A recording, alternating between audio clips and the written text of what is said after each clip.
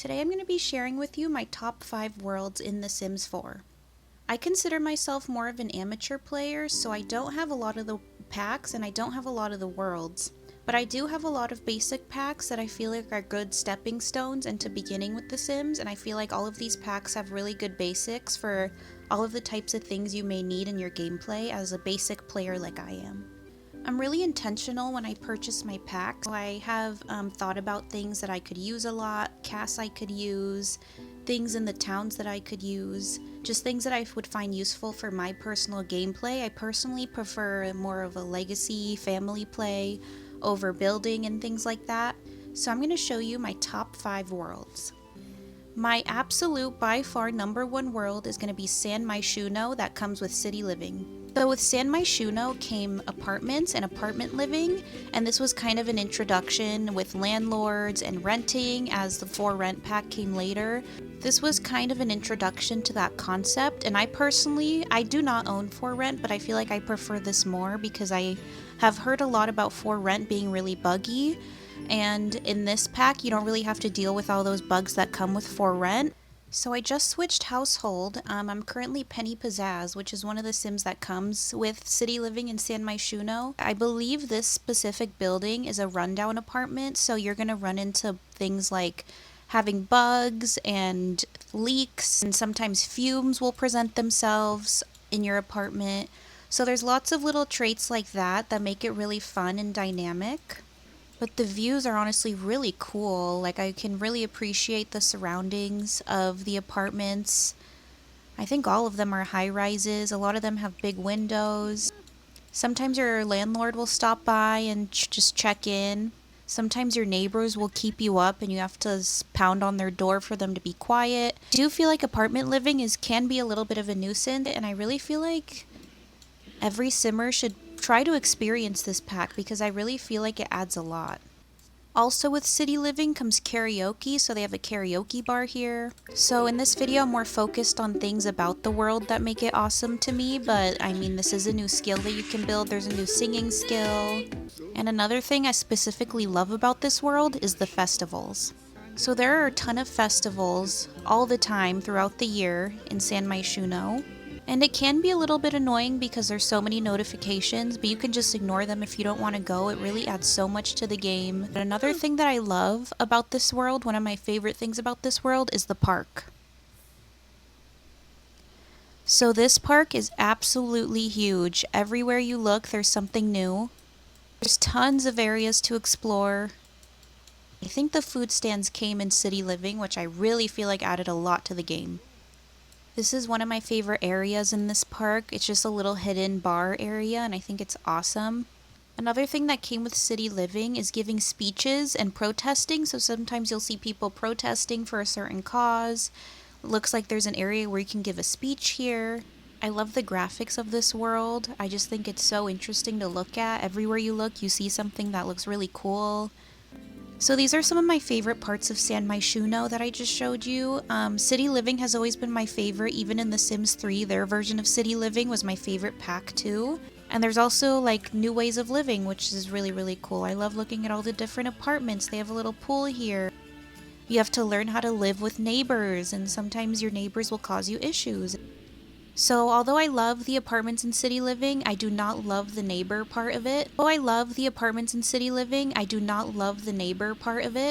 I often find myself bulldozing this lot and making my own house here in this area. So these are my reasons why San Myshuno is my top world in The Sims. But #2 is San Sequoa. So San Sequoa came with the expansion pack called Growing Together, and Growing Together is based on kind of family players like myself who like to have kids in your families. That's kind of the things that I play for, is making families and building families. So San Sequoa, what I love about it the most is how family friendly it is. There's so much to do here with kids. The Celebration Center, I say, would probably be one of my favorite lots in The Sims. So much to do here. I added this myself, but you can cook here, your kids can play here, you can work out here, you can work on a computer here, you can play games, you can listen to music. There is an art room, and there's a music room. I just really feel like the celebration center is so cool, so dynamic. There's things for every part of the family to do. Another really cool lot, and honestly what kind of sold me on this pack in the first place, is the water park. And honestly, playing in the water really does not add that much to the game. It gives you a moodlet and that's it. Maybe their fun need goes up a little bit. It's just so cool and thoughtful for them to add that in. It has a little monkey bar set here. Things like this really elevate my gameplay and they really enhance the family experience, which is, like I said, how I personally like to play myself. Just really everything in this world is so family centered. This kids area at the library. I also have to give a shout out to the furniture. I think this furniture is so adorable. It really does look like kids' furniture. Fun fact, it doesn't show on the map, but there's actually a movie theater here, so you can come and watch movies, and I believe it gives you a moodlet. So really, San Sequoia doesn't have that much to it, but I just love it so much. The weather is usually good here. They have lots of family gameplay opportunities. They have lots of walking paths. I'm not sure if walking paths were a thing before, but I know they emphasized that when they released this pack. So it really just gives that coastal feel, and I love living in this world. My third favorite world in The Sims 4 is going to be Henford on Bagley. So Henford on Bagley came in the expansion pack called Cottage Living, and Henford on Bagley is based on the British countryside. Cottage Living is a pack that I've always thought everyone needs to have. The world is absolutely gorgeous, and it also comes with lot traits like simple living, where you have to live off of the land and you can't buy things from your fridge like you usually can. They have little grocery stands here, and a little flower and seed shop that you can order seeds and plant them in your own home. Saturday they have the Finchwick Fair, which is where your sim can come and put some of their things on display that they have made or that their animals have made. As you can see, they have chicken eggs here that you could submit. Someone submitted their actual chicken itself. Really can't emphasize enough how gorgeous this world is. It's just so magical, and it reminds me a lot of the Fairies pack that's about to come out.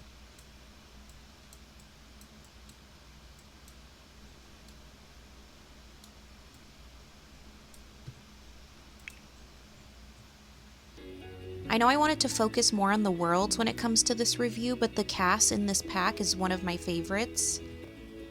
I use these hairstyles constantly in my games.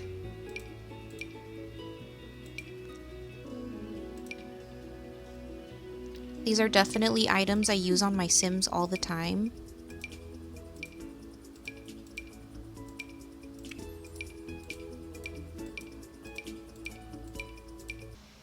And I'd say this world is more of my favorite world aesthetically. To be honest with you, I do not live in this world too often. There's not a whole lot to do in this world unless you're really dedicated to harvesting your own food and planting your crops.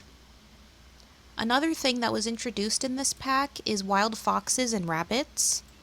I don't see any right now, surprisingly, because there's usually so many. That is specifically a new lot challenge that you can add to your house. And if it is added to your house, there are foxes running inside and outside of your house. They're all over the place. And you have to make sure to lock the doors to make sure none of them get in. And I just find that to be a little annoying, although it is really cool. So like I said, I don't use this world all too often. It's just getting number 3 because of how visually beautiful it is and how different it is compared to any other pack they had released so far at that point. This pack does have really cool features. Another one I forgot to mention is that Sims can complete tasks for other Sims, like for the Creature Keeper and for the Town Mayor. So it will send you on kind of an adventure to go complete the tasks, and that will give you a relationship boost with that Sim. So I really do appreciate how much this pack has stuck to the theme and making it really oriented and helping others and living off the land. Right, number 4 may shock some people, but this truly is one of my favorite worlds, and I think it's mostly because of the weather. From all of the packs that I own, this world is completely different aesthetically from everything else.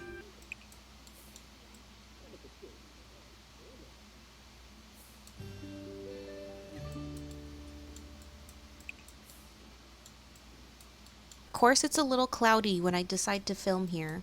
But obviously this is based on a desert town. I am reading here that it's based on desert towns in the southwestern United States. This place reminds me a ton of like Palm Springs and that whole desert area with all of the mid-century modern houses. A cool little hidden feature here at Desert Bloom Park is this little hidden entrance. If you get your handiness to 10, you'll be able to crack this thing open and go inside.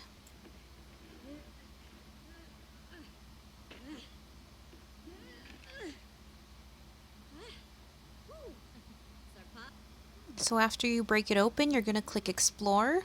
You're going to click Wide Path, climb the ladder, and step onto the ledge. So here is the Forgotten Grotto. Usually in these places, there's places to fish, and you have an easier chance at getting, for example, cow plant seeds, so you can get a cow plant. But it's just really cool and pretty. Sometimes you can dig for stuff. It's not personally super important to me to dig for things in The Sims. That's not one of my favorite things to do, but it is really cool if you're trying to collect everything. There's also a lot of iconic townies from Oasis Springs, like Johnny Zest and the Roomies household. I also find myself, before I had city living, coming to this lounge a lot to socialize. This is usually my preferred gym if I don't want to go to the celebration center at Sequoia. I really feel like the reason I love to come here is because of the weather. Oasis Springs can pretty much always guarantee that it's going to be sunny and it's going to be pretty warm. Speaking of weather, I love the Seasons pack, but I really feel like it affects my gameplay. For example, in Brindleton Bay, the pack that came with cats and dogs, it is constantly raining there. I think it would be one of my #1 packs if it wasn't for that. So to wrap it up, Oasis Springs to me is just a really iconic base game pack. And like I've mentioned a bunch of times already, the weather just really makes it. And last and certainly not least is going to be Windenberg. Windenberg came with the Get Together expansion pack, and the only reason this is my last world on my top 5 list is because I just got this pack and I'm still exploring it. I do a lot of research before I buy packs, and people really recommend this pack because of the world. I have even heard people go as far as saying that they think this was supposed to be released with the base game when The Sims 4 came out, but they just were still developing it, so it didn't get released. So far though, this pack is gorgeous. Theme and kind of concept for Get Together was to have club meetings and hang out with your friends and be social, and there's definitely a lot of opportunities to do that here. They have this awesome area, which I believe is called the Bluffs. They have a little fire pit here. They have a really awesome swimming area, and your Sims can dive off of this thing. Here are the ancient ruins. They will sometimes have DJs playing here and Sims will dance, and there will be a bar. It's just a really, really awesome pack, and the world is so impressive. Also with this pack comes this bush. So my Sim is fertilizing the bush right now, which means they're going to the bathroom. And there's also a few other things you can do in this bush. And I just personally think it's so convenient when your Sim has to use the bathroom and there's no bathrooms around, or they usually get the icked out type of moodlet when they do use the public bathroom. This place is called Von Haunt's Estate. So I've done a little bit of research on this lot, and from my understanding, this is a sort of museum type lot. So this lot was kind of known for being haunted, so you could see these two people's ghosts throughout the estate. What this lot is mostly known for is this huge maze, and your Sims have to go through it in order to get to these areas. Your Sim can come to these cafes and order food or drinks to go or for here. For this being one of the older Sims World, the Sims World is about 10 years old. It's really impressive, and I can't wait to keep getting to know it better.